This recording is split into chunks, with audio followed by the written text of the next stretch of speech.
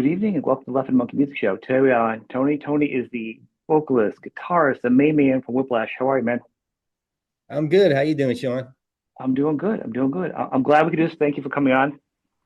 I've been a fan of yours for many years, and I gotta tell you that the classic album always is my go-to album for like when everything's doing thinking hard around the house, like repair stuff, yard work. It's just such a it gets me going. You know what I mean? It's kind of like a gym album for some people.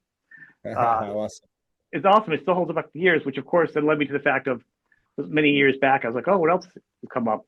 And now that everything is on iTunes, it's awesome to listen to everything, all the other stuff. Um, Thanks. Glad you like it. well, I do like it, and I do want to say, as we were talking before, the fans have been asking, and you've been gigging over the past couple of years a lot more. New music, and I know you've talked in interviews over the years too about getting down to get new music out. And as we've talked about, you're getting close to having something happening. You want to hop in there and kind of pick up that spot where you're at with the music?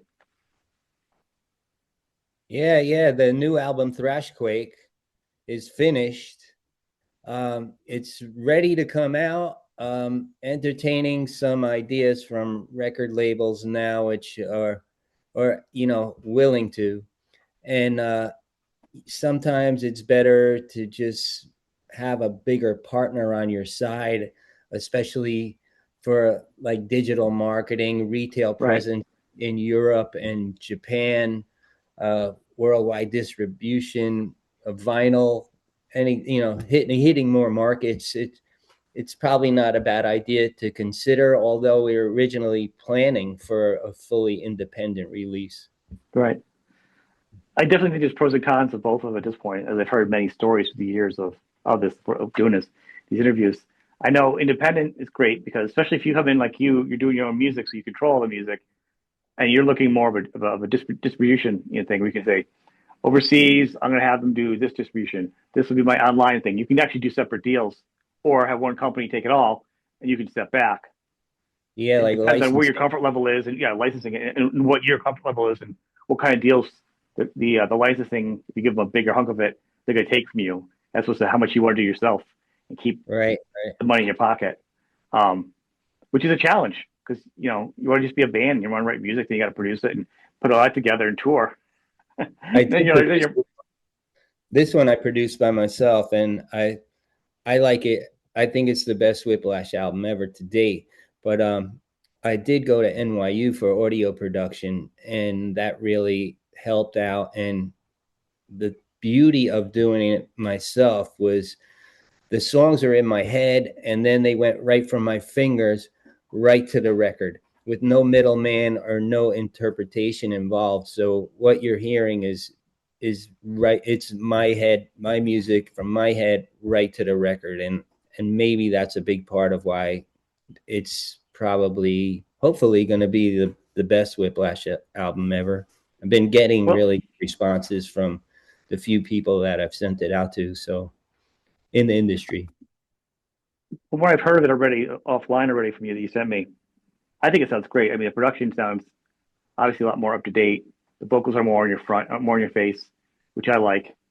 Awesome. And actually went to school myself 8 million years ago for production myself. That's why I Awesome. don't do it now. I don't do it, but I went to school for music and recording and video and stuff. So first thing I listen to is production.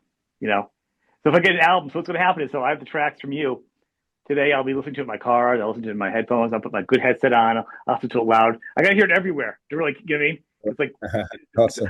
I can break it down and like go to the mix and see like the overall mix of it. So I'm excited to do that. So thanks for those tracks. And from what I hear, everybody, there's a good reason to be excited. They do sound fantastic.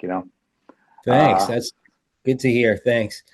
um, Did we did have an exclusive pre-release tour edition when we were out on the road just recently in Europe and the UK with Napalm Death and the Verukers and Dope Lord, and mhm.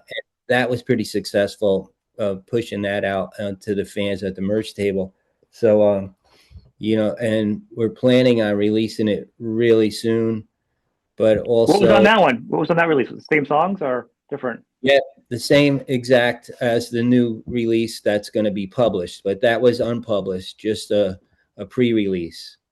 So Yep. we left all the metadata and everything off of there. So when we release the published version, Mm-hmm. it has the potential to hit the charts. And Yep. if you don't do that, then you're hurting your rankings. If you release something prior with all the metadata, where it could be tracked earlier than when your technical release date is. So Oh, that's we smart. yeah, and also I was treating it as like the people that buy it in all those countries. We played 12 countries, so Mm-hmm. it kind of leaks it out to the fan base, and it sort of acts as your street teams, in those Right. countries. The word is going to spread a little by little, hopefully. So then when the final worldwide release comes out, it's beneficial. Hopefully it works out that way. We'll see. There's always the danger of having it just out there. Once it's out there, it's out there. I think you can't avoid it. I think whatever feels best for the band to get it out there at this point. Yeah.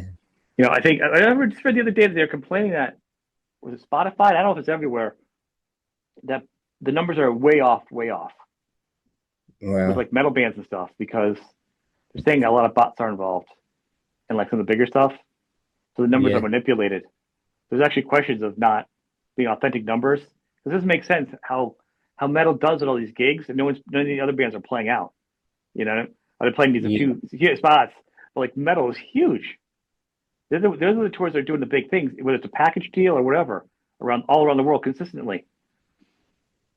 I think there's something off on all that tracking. So, good on you Well, for doing as much as you can to track it, though. thanks. Just over these past 3 days, I started considering not doing any streaming online with Spotify, iTunes, Amazon, anything, and only doing digital sales and hard copy stuff Mm-hmm. like CDs and vinyl. It just popped into my head, and I don't know if I'm the first one to ever think of it or do it, but it's something to consider because nowadays with the streaming, I mean, compared to when you compare the streaming to what I did with the pre-release sales on CDs, Yep. it's crazy. You have to have like I think the number is like 1,333 streaming on listens on Spotify to equal what you would make on one CD sale. That's freaking ridiculous. No, It's that's what not they say. fair. It's not No, a fair. lot of So bands, yeah, a lot of bands are doing that. I know they say that if you can sell like 1,000, you're already going to hit more of a bigger market than you would if you had it on Spotify. And I have heard a couple of bands have done that exclusively, but they don't share it at all, and you have to pick it up at the gig online. And some of them have done it, and they've kept it for a couple of years now before they put it out there. I would say at least as as an artist, I would say to do it that way so you can make your money for like the first year, 2 years, whatever. And once it's been out there long enough and you can feel it drip down, then put it out there so the rest of your fans can have the convenience of listening to it. Like I don't have a CD player all around me anymore. So it would be yeah, kind of a hassle to get that. So I mean, there's a fine line between, give it 6 months for early fan release and find a sweet spot. I don't even know if there's a sweet spot anymore. yeah, maybe even 3 months, but make it available to buy digitally, but Right. not stream. That's a good thing to buy digitally, yeah. Because it is weird now because with like I have vinyl, but I can't put vinyl in my car. You know what I Yeah, mean? Yeah, I'll buy your vinyl, but I'm not gonna be able to listen to it for at home. So like, I'm not home by like 12 hours a day. So that's the only inconvenience for some artists and some fans. And I think the new challenge is, and I don't think there's an answer is band like you and a lot of bands that this genre and this age group that I listen to is you have new and old audiences. So you have young fans that are going to want stream 100%. They don't even know what a CD player is. Then you got mhm. the old guys like me. They're like, went to recording school. I like to hear it in vinyl. I want to hear it here. You know what I mean?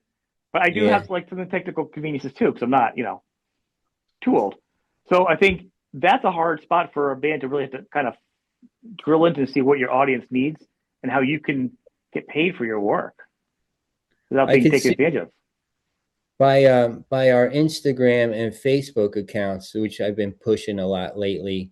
Mm-hmm. It's and like you said, we kind of have that gap where, well, not a gap, that's the wrong word to use, but that age group. There's like two generations, Yep. sometimes three, that Hmm. are Whiplash fans. You'll see people bringing their kids to our shows, which is really cool. I appreciate Yeah. that. And but you probably know this. It's like the Facebook followers are normally like age 34 to 55, and the Yep. Instagram are the younger ones, like maybe 18 to 34. So we're seeing that. And currently our Facebook insights are outdoing our Instagram. So I'm pushing both still, but I'd like to see the Instagram insights grow even more now, to at least come to equal what Facebook is. But Yeah. on it, we'll see. Instagram will be definitely the challenge to push your insights. I think the trick is shorts and reels for music Definitely. artists. That's the trick to get things in big numbers. I play with it Yeah. too on my sites, not just for my show, just to play around with it to figure it out. Because it's such a conversation I have with artists. What's the trick? What's the trick? How can we, how can not we, but how can you guys compete? I like to be involved in helping you guys compete and get your music out there. So I'm always trying to play little things out there, and I've learned that I think reels, anything similar related to, even to get some attention to bring you over. I've done things Yeah. on my show that have been like music related, and ours was not something I did particularly as a short or a reel, as a joke or something funny. And next thing you know, someone will see that and they'll go, who did this? Oh, I like that artist. What else does this person do? Then they see all the stuff I've done. And it's kind of like the candy at the cash register type of deal. You draw them Yeah. in. Yeah. Definitely. Definitely. And another thing with Instagram, definitely reels for music, live, Mm-hmm. and you know, Yes. and but carousels are big now too.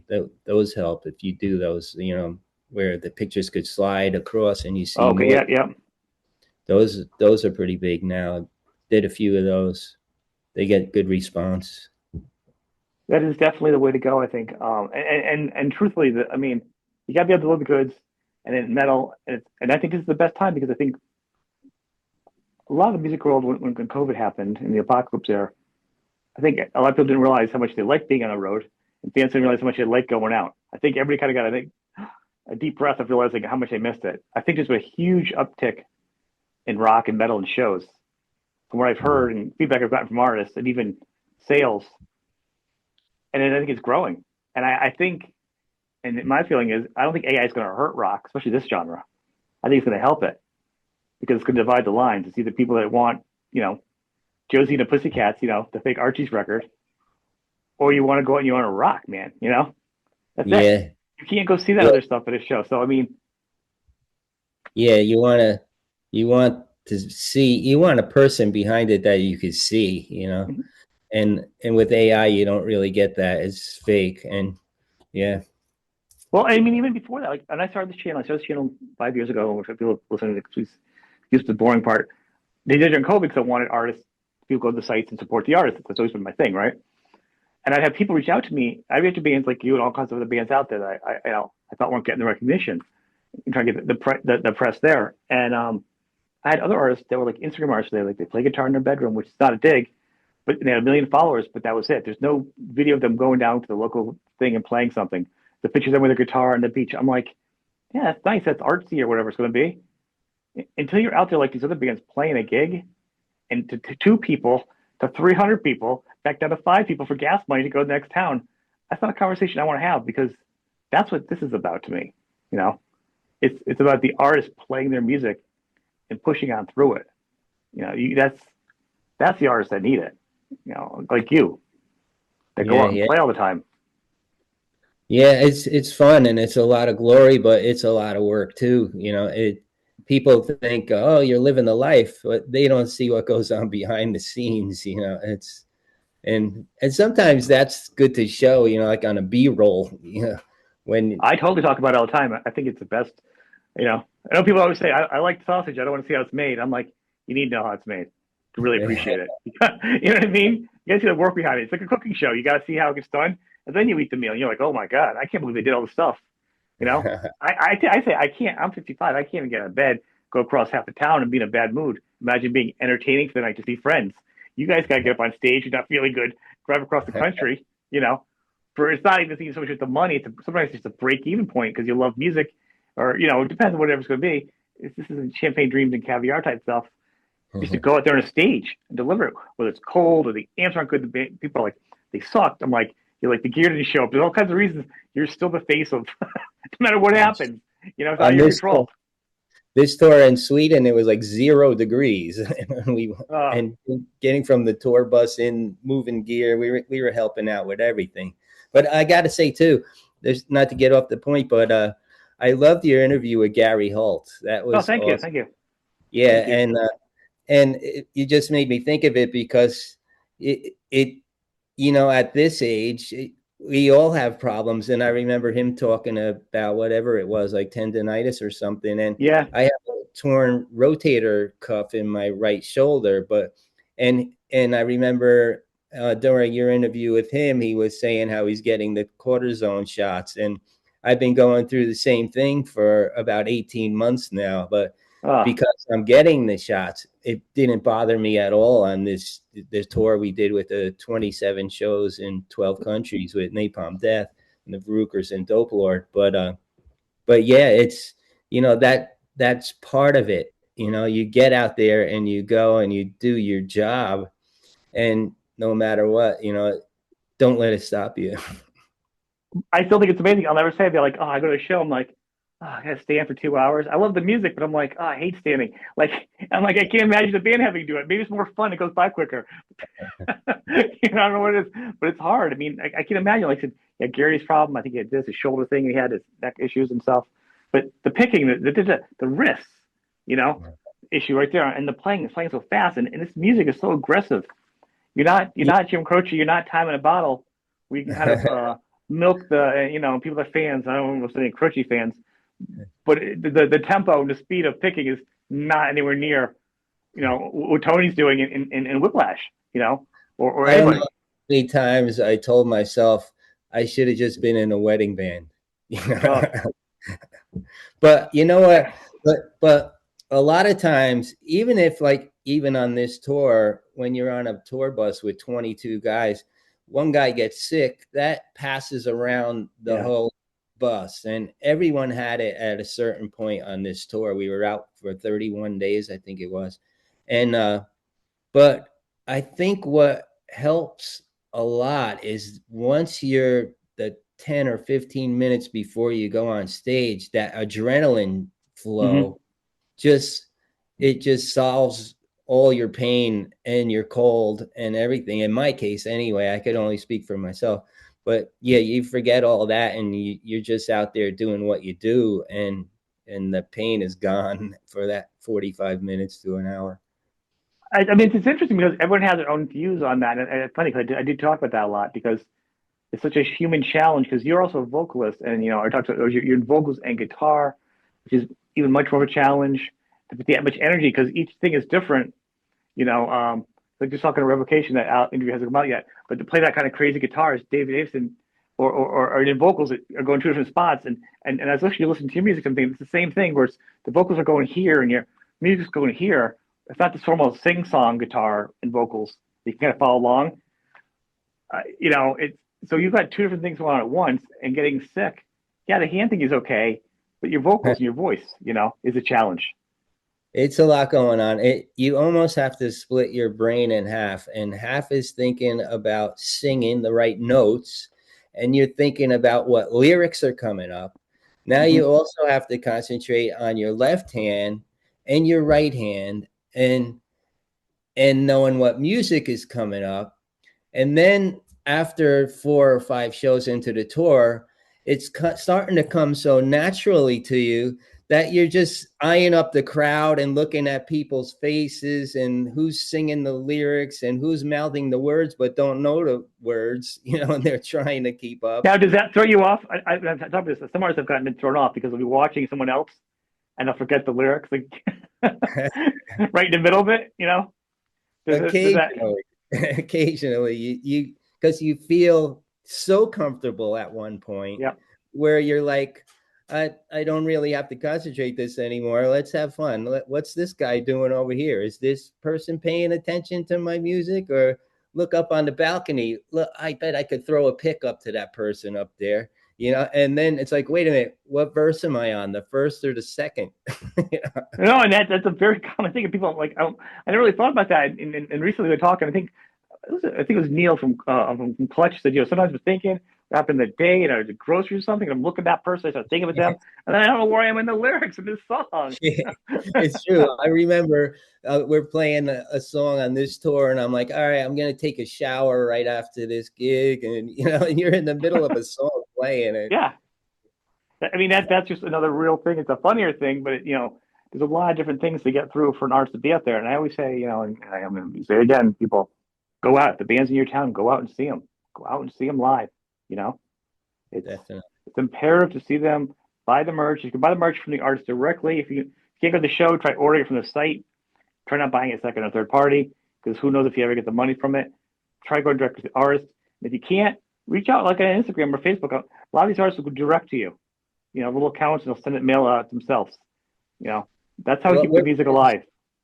My wife and I are friends with a lot of bands, and when we go to see them, they're like, "Oh, we'll put you on the guest list." We're like, "No, don't do that, because we want to support." Yeah. And if it ends up where we are on the guest list, like we went to go see Orange Goblin in Manhattan, and Ben Ward is like a friend, and he's like, and we paid to get in. He's like, "Oh, I put you on the guest list," and we're like, well, he's like, "Go get the money." So we went back to the door, the ticket booth, and we got the money back. So I bought T-shirts with it to support them. That's what I do.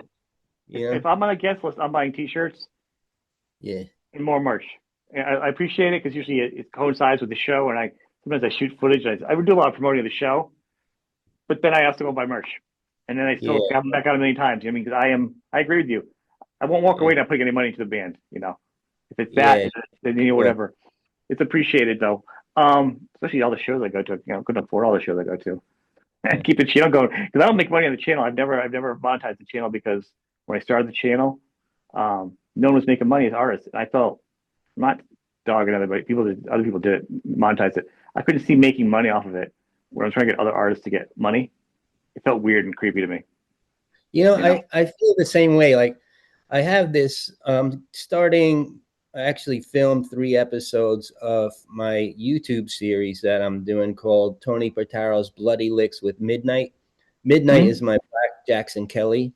And it's really cool how I did it. I haven't seen anyone do anything like this before, where not only can you see close up of both my hands while I'm playing, but across the screen you could see the tab and the notation, and it's like following it as nice. And on top you see the close-ups of my hands. And I finished the first episode, but I haven't posted it yet.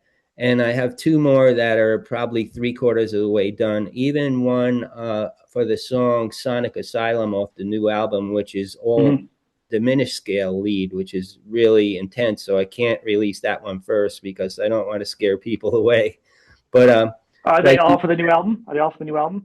No, I 2 of the 3 so far are, because they're the most fun, and the more I play and release albums, the more I dig into how far I can take it with my guitar leads, and expand my mind and knowledge of what I can do. And I always said, like, there's in this whole lifetime, I don't even want to switch to a 7-string guitar, because I'm not going to have enough time to learn everything that I want to learn on 6.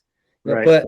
But tying it back to what you were saying, I don't really want to monetize it. I don't think I want to give it to people, and it's really only my guitar leads that I'm doing. So if they have the desire to pick up their guitar and learn my leads, they're probably going to be interested in the rest of the song.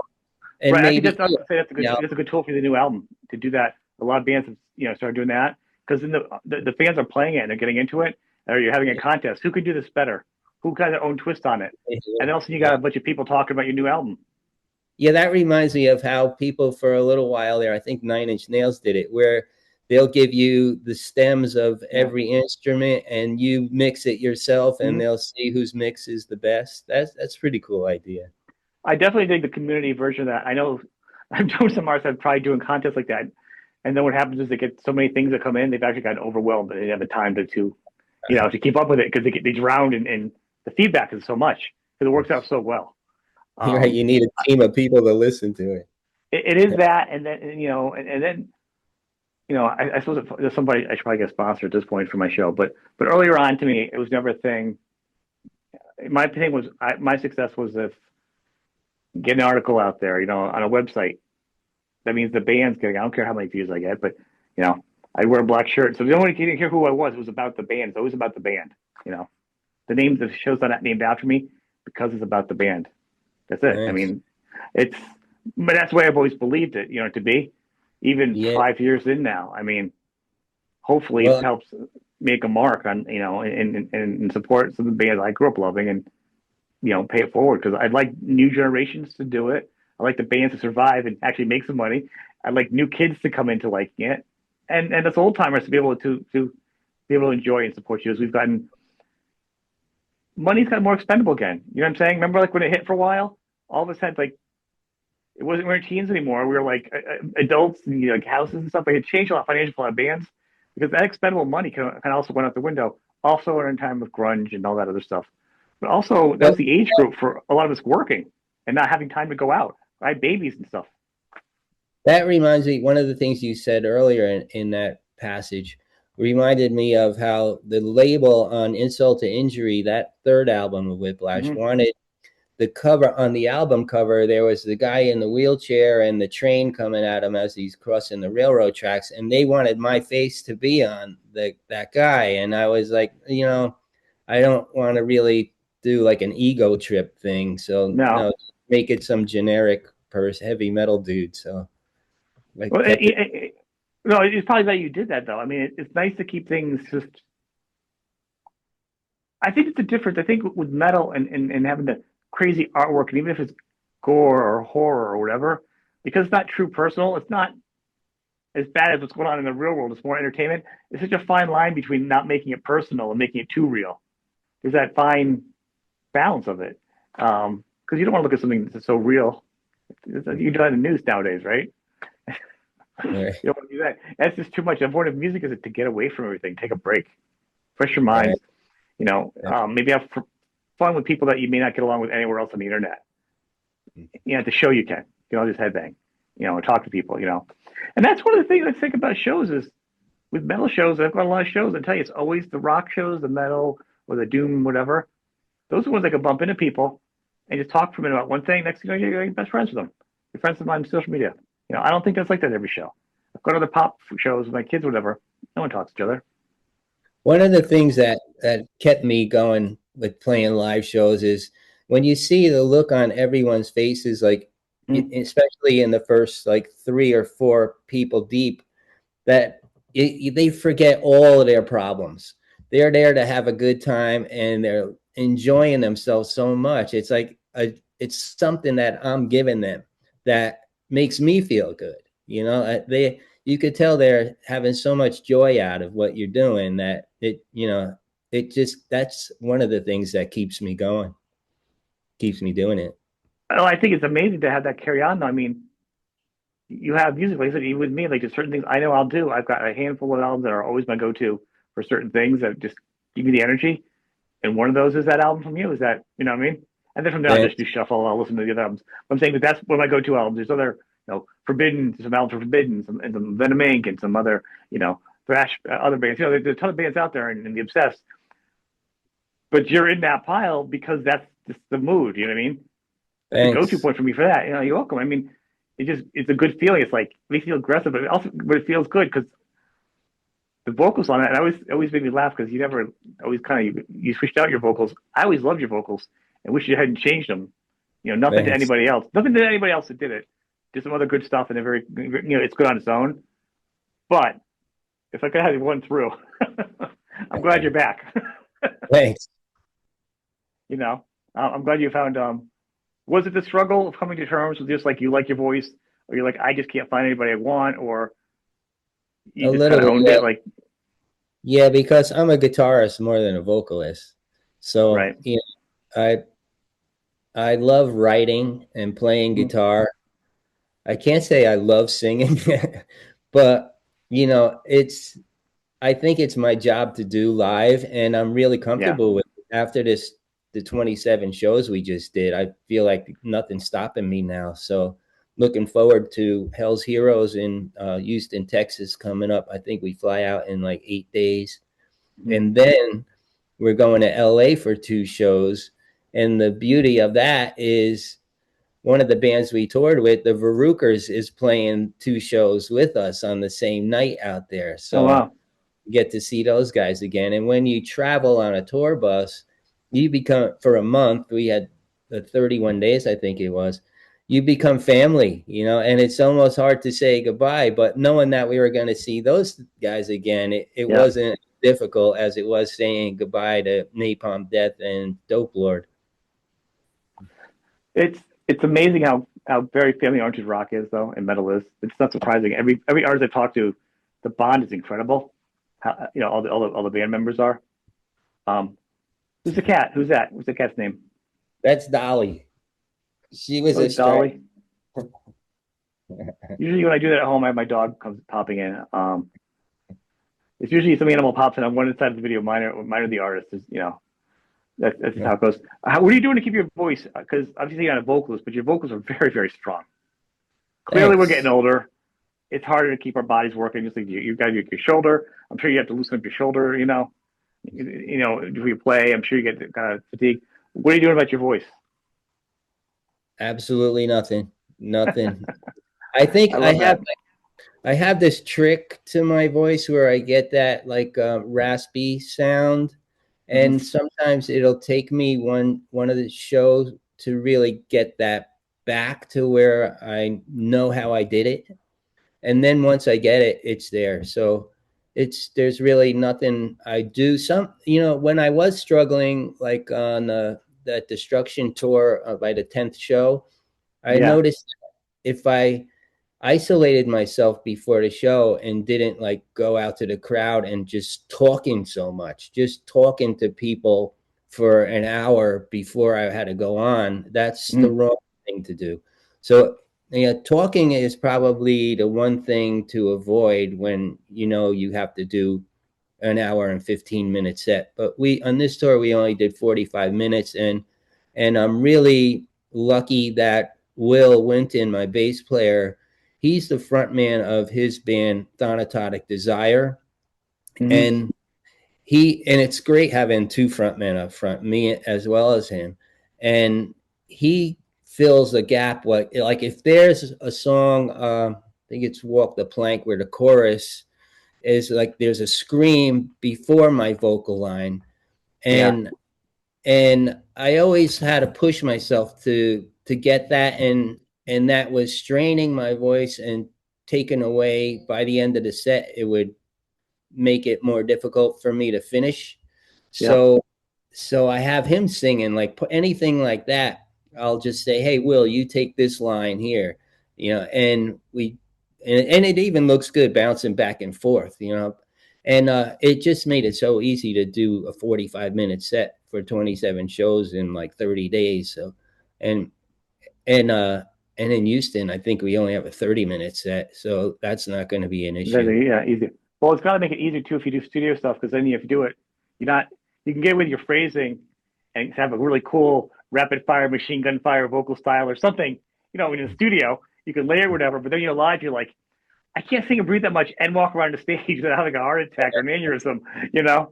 So having an extra vocalist to come in and play it off and still keep it that live feeling, honoring the blueprint of the song, you are still serving the song, it's definitely a bonus that you can reproduce Definitely. it without being tracked to it, but that still allows you to be a little more creative with how you lay down the vocals in the album because an album is forever. That on Mm. that song, I was singing both lines, like it's sort of like a double line thing going on uh, in the chorus, and it would it would be difficult. They almost overlap the 2 lines, so it Mm. would be difficult to do that live. And we didn't play the song live on this tour, but we did practice it in the sound check at least a half a dozen times. And that's where I have Will sing in one line and then I sing the opposing line. And it was working real well. We just didn't get it tight enough to perform live on this tour. And because no one really heard the song before, it wasn't an issue. But I think, you know, Right. once the album comes out, we're halfway there. So we'll be doing that song live, and hopefully Bullet Train. That's the second song on the album you'll hear today, and it's one of my favorites. And then I So want you to pay attention to the song Sonic Asylum, which is probably the seventh or eighth song on the album. But that guitar lead is the one with all the diminished scale work that I did. So I'm pretty proud of that. I hope you like it. I'm probably going to be digging it out really hard. I think what's great, and from what I heard, and I'm excited to hear the album because I don't know, I just got the album earlier today, so I haven't had full time to listen to it. But there's a couple songs I listened to and I had to kind of bounced around with because I was looking for a few things. Not just the production, but I was listening to the sound, vocals, the balance, and I was listening for some guitar tone. And one of the things I enjoy about you, it was always going to be fun, is Whiplash is one of the bands that always had interesting guitar leads, little side jaunts. Even back in the day, you weren't always locked into a chugga chugga thing. You always kind of took little left turns here and there, which made it really interesting, and not as common as to a lot of thrash bands back then. And to the day, I still hear it. And but I always found it interesting. You always had a good tone, and over the years you've kept it similar. What about how have you felt with your tone over the years to change? Have you kept it as hard as? Are you kind of molded more to the songs now and gone back and forth? You know what I mean? Are you tone chasing still? Well, what I really go after for my tone is that attack, especially on the chunky, like da-da, da-da, da-da, da-da. I want that to be really crisp, and then everything else seems to fall in place. But I think what you were saying, I can contribute that variation of Yes. the thrashing, that chunky stuff like that, or the galloping stuff, and combined with all the other stuff that I do is because of my Berklee College of Music background and Right. knowing theory. It separates me from other musicians that don't know theory because and I always stress this for people that are just learning guitar, you really should learn theory, because once you could see the notes on paper, you could see the music in your head. Now you won't write, like you could write a riff and then say, what if I move this note here or down here, and Mm. then it opens up your mind more, which makes you expand your horizons, really. And that's something that makes a band that knows theory, like Whiplash. Every song is not going to sound the same. That's what separates one song from the other, when you could do something like that. I mean, if you don't know theory, I would be afraid that your band, every song is going to sound the same. But that's not a bad thing either, because then you could develop your own trademark sound. But in my case, I want to make songs that sound like Whiplash, but they don't sound the same. Every song sounds different, Right. and you're going to get that on this album for sure. And definitely the other challenge you have is sometimes it's a three piece. I mean, when you started out, you started as a three piece. The three Tonys, the three amigos, Tony Lash. I think all the way through. You've had other guitarists play different parts, whatever. But for some bands, having you can do the rhythm and lead in your recording, but live it can really hold in your music because then you have to do one thing or the other. I've always felt when your songs, when you write them, you don't even write for like. You could break it up if you had to, but I almost feel like, and I could be wrong. You can correct me. It feels like your songs are almost written with rhythm and lead together. So it feels like there's You're right. always a little bit of kind of like crisscross a lot, and they overwrite each other in a way where it's like it's got a groove, like it's heavy, but it's got a rock guitar, lead over it, and then back into the groove, like it's got this thing going on that Well, it's like there's two guitars. I mean, I feel you're writing for two guitars into one, one person though.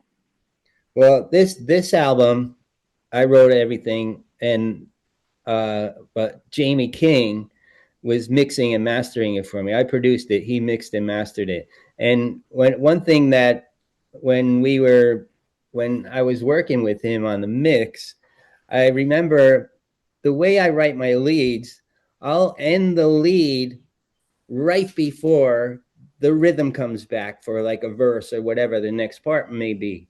So I remember him saying, "Oh, I didn't realize," because I was like, "Yeah," because then when I do it live, I'm finishing that lead. You could throw a delay or a reverb or something Right. on, carries it over to the next part, but I'm already right on that next part. So you really don't notice that you'll notice that a second Right. guitarist is needed. In other words, And that's exactly the point. I mean, so it's really, that's a big part of your sound.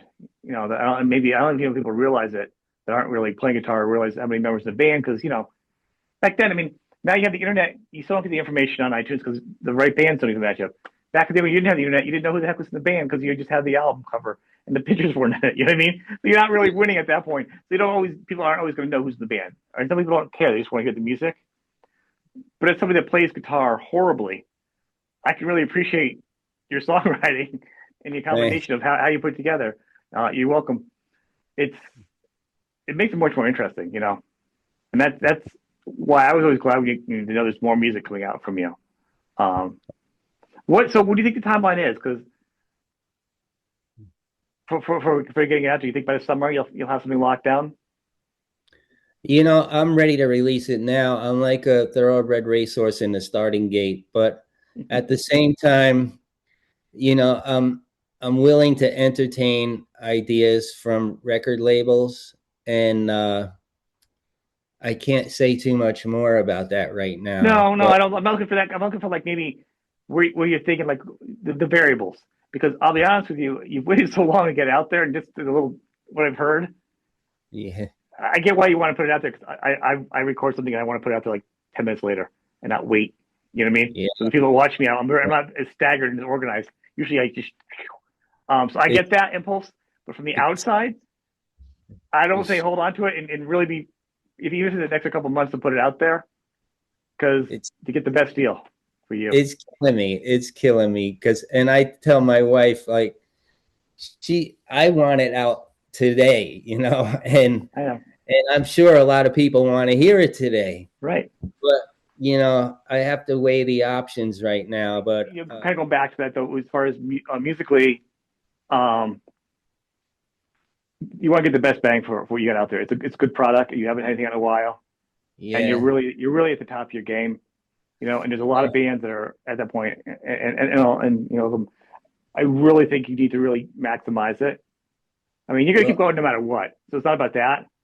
But if you can get the best deal as you being, because a band like yours and a lot of other bands, I always say you want to do as much as you can yourself and do yeah, the cottage industry, the latchkey thing, and just hold on to as much as you can and as yeah. much of the work as you can balance yourself to keep home. I was You know? just telling her today, because we were planning on a full independent release, Mm-hmm. and then I'm thinking about it, and I'm like, you know what? If we did that, and then a week down the line from now, we're getting bites from two or three different record labels, and then we see how it does, and we're like, wow, we could have done so much better with a Mm-hmm. label, because when with a label you're looking at better worldwide Oh distribution, yeah, more markets, the press especially, uh, playlist pitching, everything, digital marketing, a retail presence in Europe and Japan that we probably couldn't do. I'm sure we couldn't do as good as a label or distribution or even licensing deals. right. So it's something that I'm really juggling right now. But like I said, I want to release it today. It's killing me. Yeah. Then you need to do is also ask your buddies that are on that label. When a label comes to you, ask Yeah, them behind the scenes, off the record, how was their yeah, release? How was their control? How was the support? Who actually handled it? Because there's some big labels out there. I know ours had a fight to get off of it. And that same label, I had another artist on, a few weeks ago, another time, and then it just put the album out there for them. You know what I mean? So there's different yeah, experiences. So you don't want to be like, back in the day, oh, I began this album because Led Zeppelin was that album was released on them. Okay, great, but not everyone's gonna get the Led Zeppelin treatment.